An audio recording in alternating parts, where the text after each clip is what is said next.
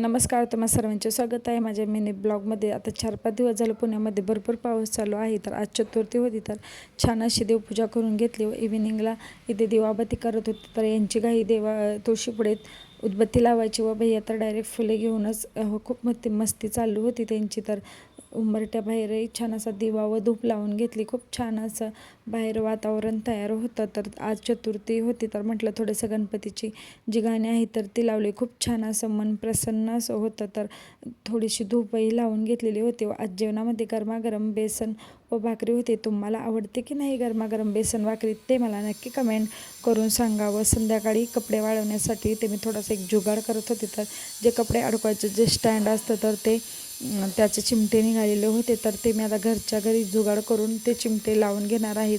आता पावसाळ्यामध्ये भरपूर अशी त्याची गरज पडते. तर आवडलं की नाही ते नक्की मला कमेंट करून सांगा. सबस्क्राईब करा.